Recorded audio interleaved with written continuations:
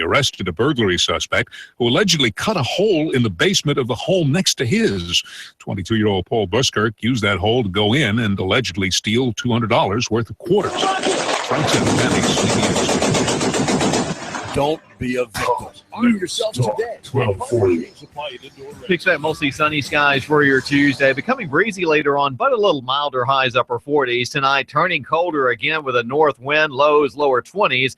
For Wednesday, sunshine. Still chilly. Highs lower 40s. More sunshine. A little milder Thursday. Comedian Tim Hawkins will be at Abba's house in Hickson Sunday, January 24th at 6 p.m. Don't miss this night of laughter. Tickets available at Abba's House Bookstore and Cafe or abbashouse.com/Tim Hawkins. And I'm Source 12's Chief Meteorologist Patrick Core. On AM 1240, Hot News Talk Radio. You give us 12 minutes and 40 seconds, we'll give you Chattanooga and the world. News Talk 1240. Live from Chattanooga, Tennessee, it's Nooganomics with David Tulis.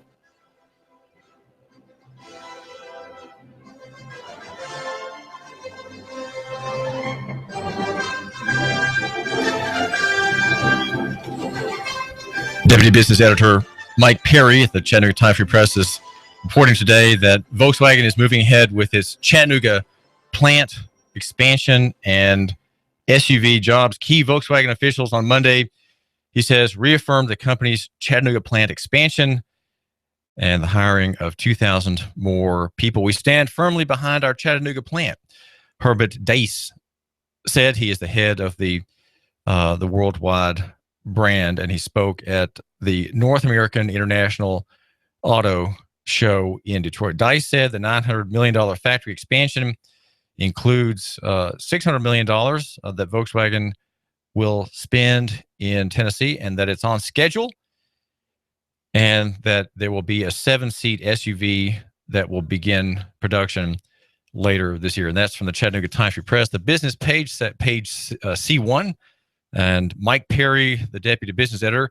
My name is David Tulis. We're brought to you by the people who love their neighbors and buy local, and that would include our local sponsors, our local-centric folk who think that somehow Chattanooga and Hamilton County really is the center of the world, and they're stuck here, right? They have no plans to leave. They are not drawn by the allurements of glitzy photographs and movies and scenes out of New York or Chicago or any of the great capitals of the world. They can see scenes of Paris and be very content to trod to their parked cars in Saudi Daisy, there opposite the city hall. They can be very content to just have eaten there at Wimpy's restaurant, right, opposite City Hall, where all the town's business is decided. Not in violation of the Open Records Act, of course, but it's all decided by the men who chaw, the men who wear suspenders and have been around for a long time and know everybody in that town. And many of them sit at the main table there at Wimpy's restaurant. And that's the place where you need to go to. Try out Wimpy's restaurant, a very Southern experience, deeply, deeply Southern, and enjoy some barbecue out of the meat lot. There's a back lot, side lot meat broiler that's often steaming away, smoking away, and making great sandwich meat and other productions for the menu. And that's Wimpy's in Saudi Daisy, where the world's business is decided, the world being that of the town. You will enjoy eating there. It's very good food, run by David and his dad, David. That's Wimpy's. This is David Tulis, and wanted to make sure that if you need to get a business plan together and want to buy into somebody else's business in the world of franchising, that you think about Bruce Krebs. Bruce runs our Entrepreneur Hour every other Wednesday here at AM 1240 Hot News Talk Radio, the station in which you report and the world decides. The station that has a ferocious Twitter feed. Follow us, follow the news developments by joining us here at AM 1240 Hot News Talk Radio on Twitter. And of course, we are universally accessible to people in Mongolia. If they care about local economy in Southeast Tennessee, well, they can come here and keep abreast of developments. And we may forward some of their interest to local media outlets that cover the news, but we try to analyze it and give a right and true perspective. That's what we're trying to do, and that's what I do. David Tulis, I do thank you for subjecting yourself to a few minutes here with me at AM 1240 Hot News Talk Radio. And there's a bubble building up in the auto market. If you go to any of the free market websites, you will have already read about it. You won't read it about it as much in the establishment press because bubbles are hard to see there. Confederate Mike is pointing out that we have the second highest listenership from Russia. I don't know why that is, but apparently there are people in the former Soviet Union who like the free market argument, who like the idea that there are local solutions to problems, who, without being Roman Catholics, attach themselves to the theory of subsidiarity, which means solutions are best provided by parties near to the host of the problem, right? The one who has the problem or the need, let that need be solved by the nearest party, the nearest gracious party. And so Russians need to hear about that too, right? But if you're in Ray County, you're in Bradley County, well, then you may prosper, we hope, from a few minutes chat. The auto loan bubble, is it ready to pop? Is the question. And the facts are as follows. There's been, since the meltdown, a 100% rise in output of cars. There's $4 trillion. There's a pile of $4 trillion in new loans across the economy, not just the auto sector, but there's been a ballooning of the money supply since 2009, thanks to the Federal Reserve System, the issuer of our counterfeit currency, which we think is somehow is dollar, but these aren't dollars anymore. Dollar is a term of weight, right? It's a term that means a weight of some particular thing in a certain fineness. Of course, that is a reference to silver. But we have a great rise in auto production from before. There was, of course, the meltdown when car dealerships lost half their business, and they are being goosed again by easy credit. There's a 14% rise in incentives among car dealerships. Liar loans are now the rage in that field, according to an economics writer, Tommy Benke, writing at Mises.org, Mises.org, the free market website, espousing the Austrian school of economics theory. Again, that's the marketplace, that's the free market, very, very libertarian oriented. He says that dealerships have raised their incentives by 14% since last year alone, and the banners in their shops now proudly proclaim that they'll accept any and all loan applications. No credit, no credit, bad credit, all credit. 100% approval is something that you're seeing a lot of, indicating great desire to create these loans, upon which ride, of course, the heavy, bulky wheeled devices called automobiles. And the loans are lasting longer. The terms are now so long that the loan hangs over the owner of the car, even as its value through depreciation slips beneath the remaining obligation. He says part of this has to do with the increasing demand for cars generated by the upsurge in auto loans. The main reason, however, is that consumers, taking advantage of the accessibility of cheap credit, are purchasing more expensive body styles. This follows the housing bubble trend, he says, when the median size of a newly built single-family home rose to 2,272 square feet at the start of 2007. There's a rise in prices also in the auto sector, 25% for used and new, 15%, and a rise of in the delinquency rates of 120%. So 1 in 6 buyers, this writer says at Mises.org, is facing repossession. Again, this is a bubble, and bubbles happen when money is not connected to something real or not connected to some inherently self-limiting mechanism. And that mechanism, by the way, is something that exists in the Bitcoin world, the marvelous, mysterious world of cyber currency. Each fragment of each coin carrying with it the record of its use, the record of its division, and truly remarkable bit of software engineering. The name is David Tulis. I do thank you for joining us. Now, there's a question about the school crisis in Ottawa that I want to bring up, and that is the question of the Constitution and the nature of the character, the backgrounds of some of the people in the student body. We have all you and I share a common misconception. And let me tell you what I think the misconception is, and then we'll ask ourselves, what does the Tennessee Constitution envision that slaps us down? It simply slaps us down. Here's what we think. You and I think the following. Public schools are meant for the poor people. Public schools are meant because markets don't work, and because markets don't work and people can't afford education for their children, these services have to be provided free, right? They're paid for by the public because there's a public interest, an interest in by the state and among the people, that there has to be an informed citizenry, right? We have to be informed.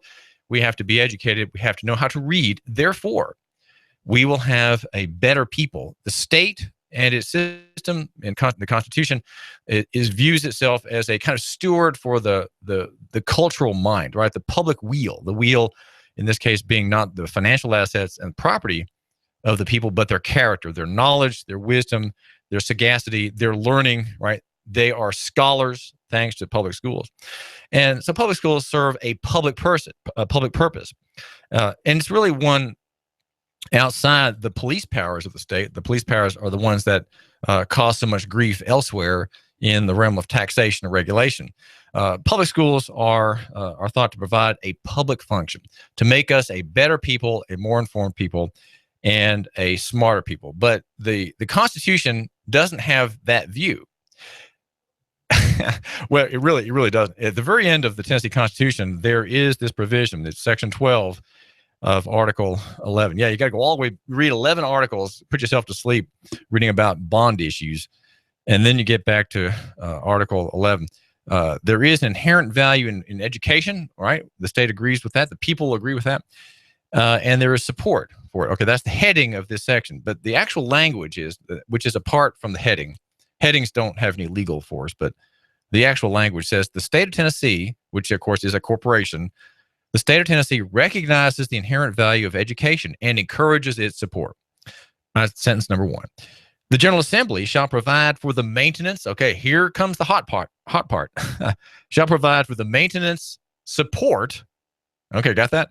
And eligibility standards of a system of free public schools. Okay, the key word there is eligibility standards. What are they? What are eligibility standards? How would that work? Do we have them now? We could ask.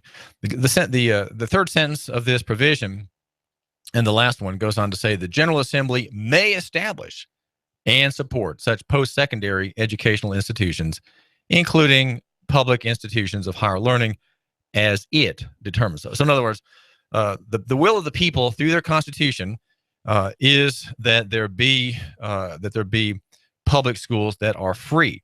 All right, free, okay, but there has to be a barrier to entry. You can't let everybody in. This poses very, very interesting problems, don't you think? The General Assembly shall provide ... eligibility standards of a system of free public schools. Okay, they have to be free to the public, but there is a barrier between the state and its free service and the members of the public who are the intended beneficiaries of this system. What are eligibility standards? Would the boys who are being accused of rape have met those eligibility standards? Does that stand? Is there a standard to keep boys like that out? I know they're seniors and they're likely to graduate, and they'll likely have met their graduation deadline while they're still defending themselves in court.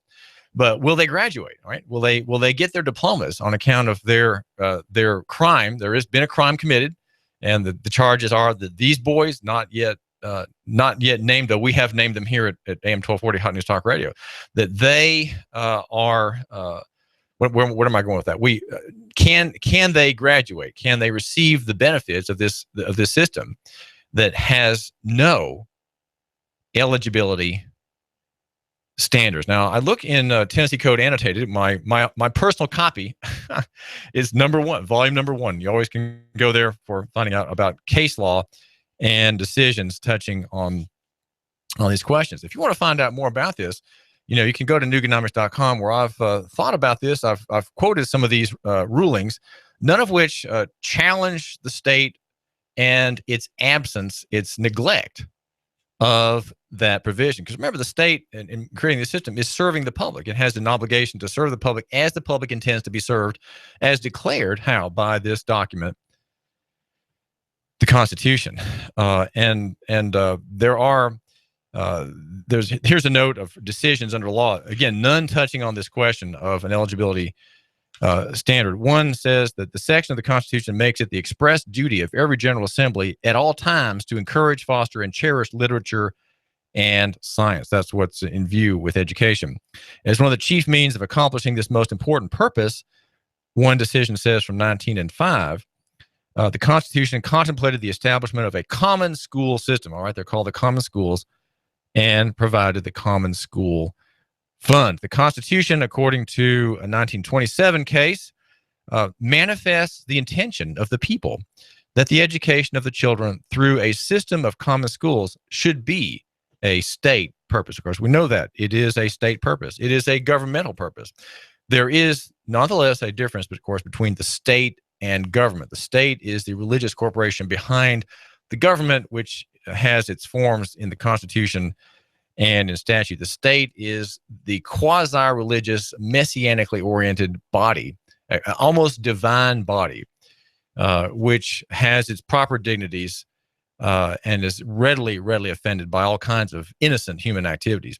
Another decision in 1909 said it has long been firmly established in the jurisprudence of Tennessee that the establishment of a system of public schools and the exercise of the taxing power for their maintenance is at the same time a state, county, and municipal purpose, and is fully authorized by the Constitution of Tennessee. So the question is, it's a state purpose, and the county government is involved in this state purpose. Does it have to be? There is an authorization for the state and the county, and in some places cities, to run public schools. But is it, as Commissioner Tim Boyd once suggested to me, a necessity? I disagreed with Tim on that point. I said, I don't think that, sir, that it is a necessity. It is an option. And it can always be an option to disband and get out. There has to be, of course, a public desire for that. And that's going to be long in coming. I think even though there is discussed at many things that are taught in public schools, their official atheism, their materialism, their reliance on evolutionary theory as a fact, and their kind of dehumanizing effect just by virtue of their size, right? Because they violate the human scale requirements, that there will be a rising tide of sentiment against them. But it could take a long time to build. It could take, perhaps, if some crisis happens in the future, a matter of 3 or 4 years for there to be a revulsion and a decision by the mass of people to say, we've had enough of this system. We've had enough state involvement in our lives, state supervision of our lives, state service to us, the people. We think in state service to us, there is, in fact, enslavement and a kind of humiliation that we and our parents and our grandparents have long endured without realizing without even realizing that we have been turned into subjects, and we've been turned into very, very weak, dependent sort of people. And people, if they say that, it's not because they want to become true Tennesseans. I don't think Tennessee means anything really to people. They don't care a whit for Tennessee as a state. There's no loyalty to Tennessee, as many people still have for the United States. There really isn't. And so Tennessee, hopefully with marketplace developments in the tech sector and a rising sense of civic interest, a rising mutuality, I think that is being fed by the sharing economy. With Uber is just an example of how that works. There will be resistance in the future to this cartel that has no eligibility standards. Now, what would an eligibility standard look like? That's a fair question, and I want to let you answer that question. You, my listener, you can call me if you want to at 800-8949. That's 800-8949, and tell me what would be an eligibility standard that would have a value, that would be significant, that would keep the cost for the taxpayer at a minimum. rather than the situation we have now, which is half of the budget goes for the maintenance of the school cartel. What would an eligibility standard look like? How would you keep people out? Would they be able to have a free education because they were poor? Would they have to show character? Would they have to show a certain kind of Christian or a humanist virtue, perhaps? Would there have to be demonstrations of parental interest in the children's work? How would you establish protocols that let people show that they indeed deserve the free public education to meet the eligibility standards required in the Constitution? How would you do that? Clearly, that's a great work, and no one has undertaken it, and no one, I suspect, will try to undertake it in your lifetime. Though, who knows what will happen? 45 years from now, who knows what will happen? There will be many other things will have happened, especially in the national economy, that will give us pause, possibly to reconsider things that we accept as just part of life, right? Part of the normal way of doing things here in Hamilton County and Chattanooga, in City Hall, right? In the County Commission building, there on the hill, the county courthouse with its beautiful trees and its landscaped, sort of antique-looking architecture there. And all around in Ooltewah, in Saudi Daisy, in Red Bank, and all parts elsewhere, Tiftonia, St. Elmo up on the mountain. In all these places, there will be occasion to reconsider what we have. Reconsider the normal things in which there are no eligibility standards at all. Everybody can have it, and even the worst can get in. Even the worst can get in. And guess what? They're going to graduate. They'll graduate, and they got it for free. This is David Tulis.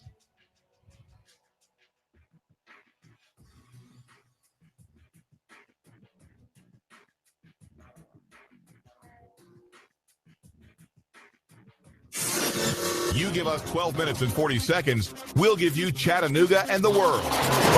News Talk 1240. Expect mostly sunny skies for your Tuesday. Becoming breezy later on, but a little milder, highs upper 40s. Tonight, turning colder again with a north wind, lows lower 20s. For Wednesday, sunshine, still chilly, highs lower 40s. More sunshine, a little milder Thursday. Comedian Tim Hawkins will be at Abba's House in Hickson Sunday, January 24th at 6 p.m. Don't miss this night of laughter. Tickets available at Abba's House Bookstore and Cafe or abbashouse.com/Tim Hawkins. And I'm Source 12's Chief Meteorologist Patrick Orr on AM 1240 Hot News Talk Radio. You give us 12 minutes and 40 seconds, we'll give you Chattanooga and the world. News Talk 1240. On your signature, you can get $150,000. Can you believe that? $150,000 on your signature. Hi, I'm Bruce Krebs with the Entrepreneur Source. There's a program right now that you can get $150,000 on your signature with no pledge of collateral or personal guarantee. Call me at 423-875-5621 to learn more. 423-875-5621. You've been thinking about starting a business and becoming self-sufficient. Don't do it on your own. I have a proven track record for the last 13 years. 96% success rate. I can guide you into a franchise where you will pay yourself through the startup phase with very low or little risk. Call me now. I'm Bruce Krebs at 423-875-5621. 875-5621. And make sure to listen to the Entrepreneur Hour every other Wednesday from 11 to 12 o'clock here at AM 1240 Hot News Talk Radio. Call me now, 875-5621. While politicians debate climate change and taking our guns, they leave America vulnerable to disaster. You need to act now to keep your family safe and prepared. Do you have an emergency plan? Do you have long-term storage food? Do you have the skills and mindset to survive a disaster? If not, what are you waiting for? Call P5 Preparedness right now, 423-602-2175. Do you honestly think the government is going to help you? If you do, you are wrong, dead wrong. Don't get caught unprepared. Let the experts at P5 Preparedness get you ready for any emergency or disaster situation. Today, we offer a wide range of classes for the beginner on how to prepare, as well as the expert prepper. We stock a wide range of supplies, including long-term storage food, water filtration, outdoor gear, tactical gear, and plate carriers. P5 Preparedness, East Brainerd Road between I-75 and Gun Barrel Road. You will see the Army Deuce and a Half truck, 423-602-2175, 1309 Panorama Drive, Chattanooga. P5preparedness.com. I'm blowing everything up. We're starting over. I'm doing a new show. I want guys who push it to the middle of the table and go over the top. Take a risk, fail miserably. I'm right, and I'm not wrong, and I'll never back down. Conflict works. Allow it. It's The Herd with Colin Cowherd. Right here and everywhere. Noon Eastern. You give us 12 minutes and 40 seconds, we'll give you Chattanooga and the world. News Talk 1240. Fox News Radio, I'm Lillian Wu. We're getting more information about victims of a suicide attack in Istanbul, Turkey. A Turkish official says at least 9 of those killed are Germans. Denmark is joining Germany in advising its citizens to avoid public places and crowds in Turkey until further notice. Turkey believes the suicide bomber who carried out the attack in Istanbul's popular Sultan Ahmet district is a 28-year-old Syrian national. Fox Radio's Jessica Gallagher. A search for answers underway after a house explosion in northeast Ohio leaves a family of 4 dead. A couple and their 8 and 12-year-old daughters. No word on what caused the blast, though officials with the gas company tell us they don't believe it was a gas leak. The state fire marshal's office is investigating. Fox Radio's